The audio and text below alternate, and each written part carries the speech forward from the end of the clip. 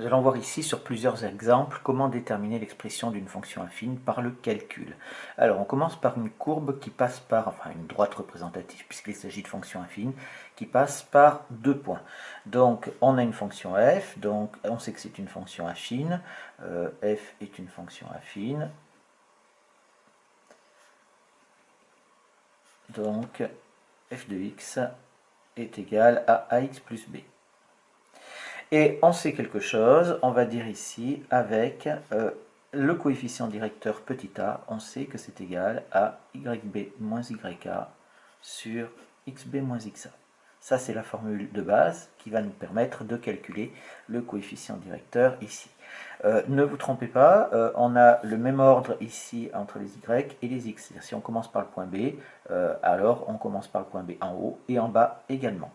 On remplace par les coordonnées, donc YB c'est 10, YA c'est 3, ça fait donc 10 moins 3 sur moins 5 pour XB moins XA moins 5 moins 2, ce qui nous fait donc 7 sur moins 7, et ce qui nous fait donc est égal à moins 1 ici.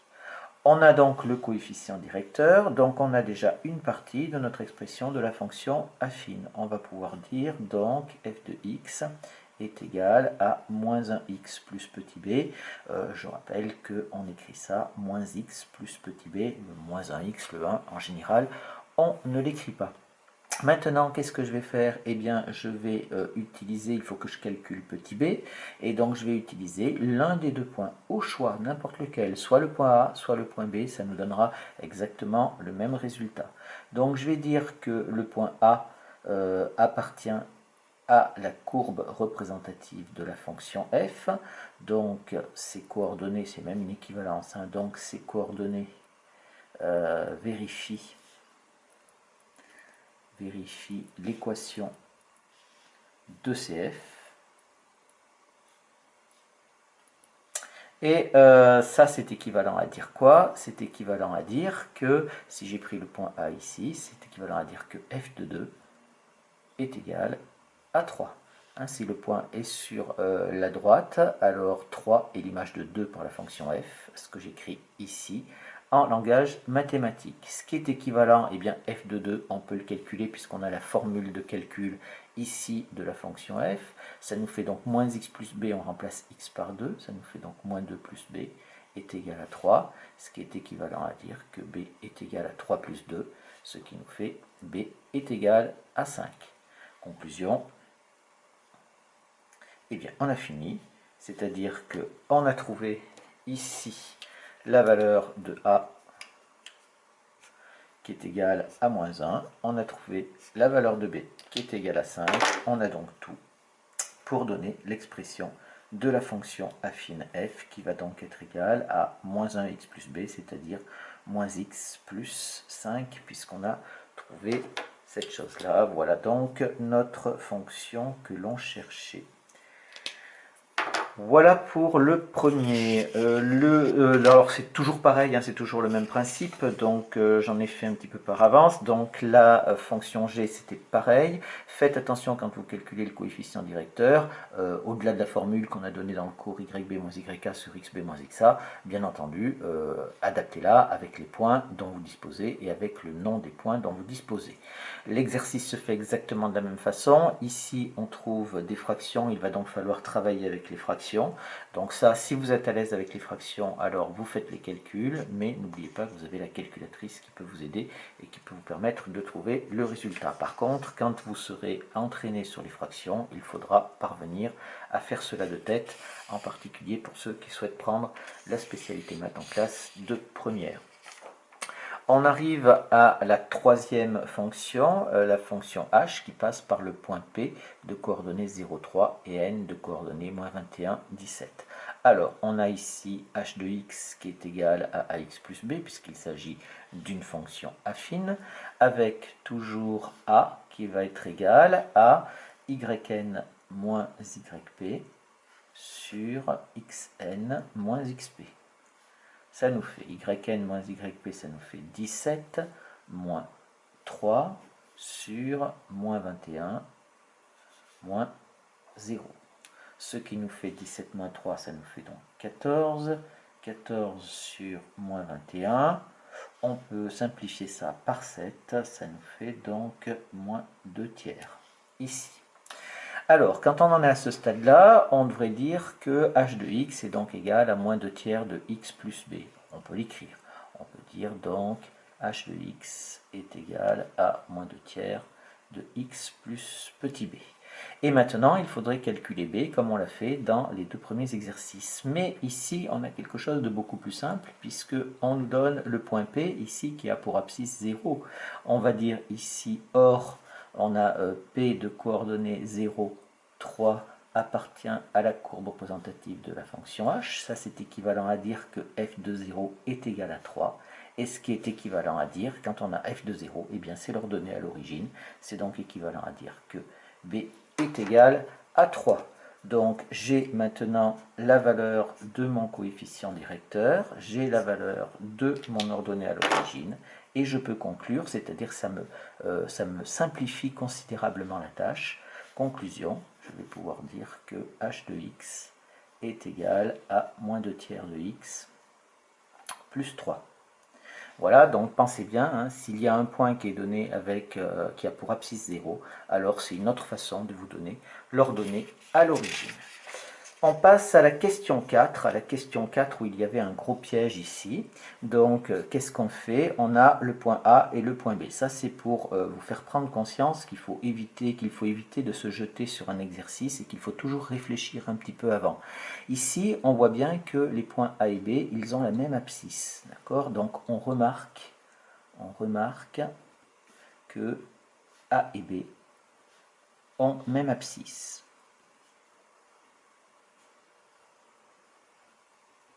En même abscisse. Donc, si on trace la courbe, si on trace la droite AB,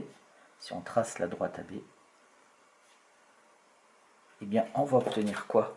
Eh bien, on va obtenir quelque chose comme ceci. Donc, j'ai mon repère qui est comme ça. Je vais être ici à 0. Ici, je vais être à 2. Et là, je vais dire que il faut que j'aille jusqu'à 10. Là, je vais être à 2, 4, 6. Oh, j'aurais pu 8 et 10. D'accord, et je suis à 10 ici. Donc, si je place mes points, mon point A, il a pour coordonnées 2, 3, donc il va être ici. Là, j'ai mon point A. Mon point B, 2, 10, il va être là. Et donc, j'ai cette chose-là. Et si je trace la droite AB, elle va être comme ça. Et je vais donc dire ici la droite AB est donc verticale.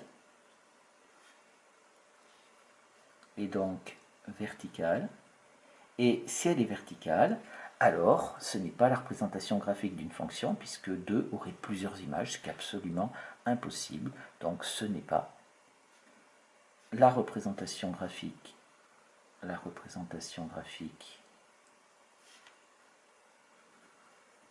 d'une fonction.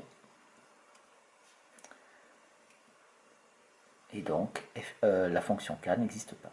La fonction k n'existe pas. Alors ça, c'était un piège, hein, parce que il faut regarder. On travaillera un petit peu plus sur ces droites verticales dans un chapitre un peu plus loin dans l'année. Donc, faites très très attention. Ne vous jetez pas sur l'exercice, parce qu'une fois qu'on a compris, ces exercices sont très faciles. Donc, réfléchissez bien. Et regardez s'il n'y a pas un piège, notamment ce piège-là avec les droites verticales. On passe à l'exercice 5. Eh bien, l'exercice 5, assez bizarrement, il vous pose des problèmes alors qu'il est presque plus simple. En fait, c'est une autre façon de dire ici. On remarque que c'est une autre façon de dire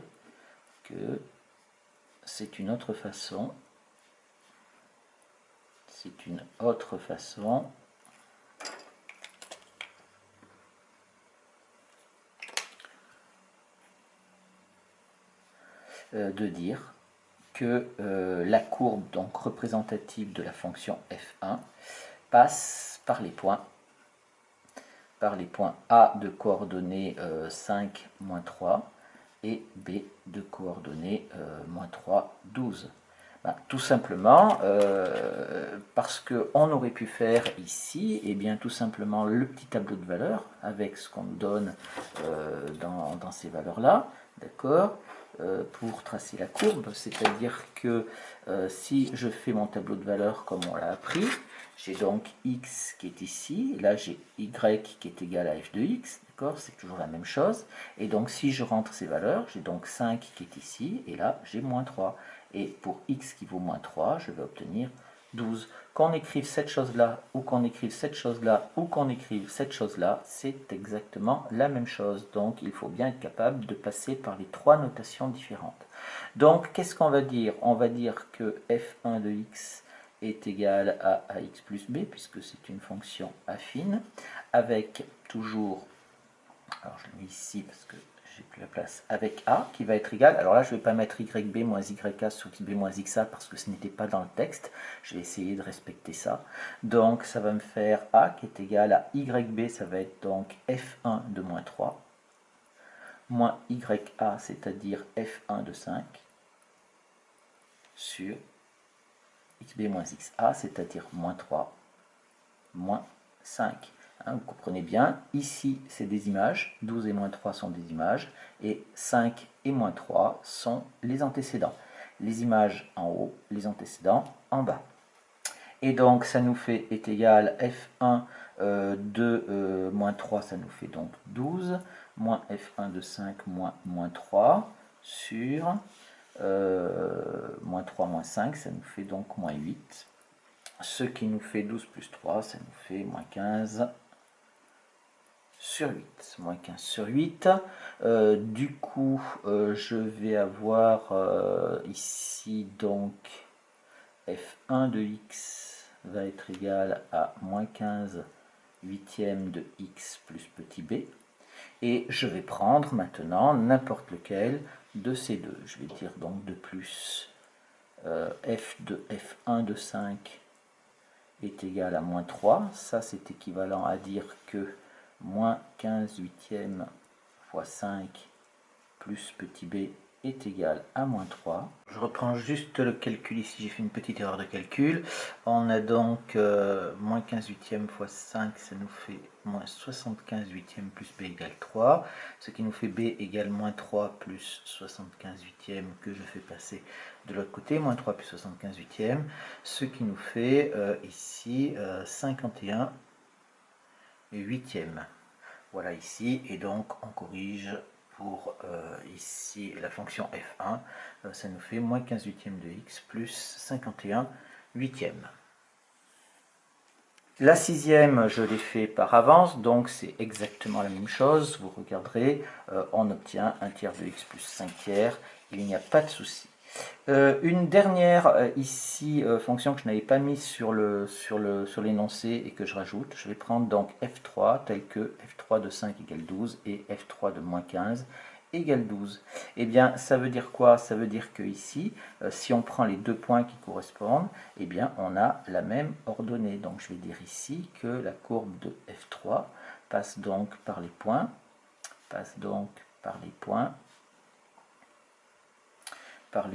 A de coordonnées 5, 12 et B de coordonnées moins 15, 12. Et on voit bien que A et B ont même ordonnée. Alors on avait fait tout à l'heure l'exercice où A et B avaient la même abscisse, là ils ont la même ordonnée. Et donc la droite, si vous faites le dessin, donc la droite est horizontale. La droite est horizontale. Elle va être donc comme ça, c'est-à-dire que je fais ma droite comme ceci. Je vais être donc ici à 5. Là, je vais être à moins 5, moins 10, moins 15. Je ne suis pas allé suffisamment loin.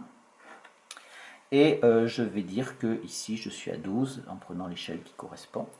Et donc, je vais avoir mon point A qui a pour coordonnées 5, 12, il est donc ici. J'ai mon point A qui est là, et mon point B qui a pour coordonnées moins 15, 12. Il va donc être ici pour le point B. Et j'ai donc bien la droite qui va être horizontale ici. Et on sait que dans ces cas-là, on sait que la droite est horizontale, le coefficient directeur est donc égal à 0. Le coefficient directeur est donc égal à 0. Et l'ordonnée à l'origine, B est égale, bien évidemment, vous voyez qu'elle est horizontale, donc on peut prendre n'importe quel point sur la droite, on est à 12 ici à l'intersection, avec l'axe des ordonnées est égal à 12. Conclusion. Conclusion, la fonction f3 de x est égale à 0x plus 12, c'est-à-dire f3 de x est égal à 12. C'est une fonction constante. C'est une fonction constante.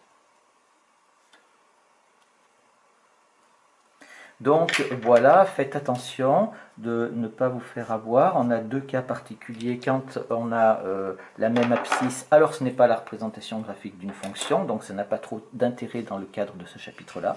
Et quand on a deux points qui ont la même ordonnée, alors ça nous fait une droite horizontale, et c'est donc bien une fonction affine, hein, puisque les fonctions affines, il y a celles qui montent, celles qui descendent, et celles qui sont horizontales, et ce sont des fonctions constantes, avec surtout un coefficient directeur qui est égal à 0. Ça, c'est très très important. Il faut le savoir, hein, ça fait partie des fondamentaux.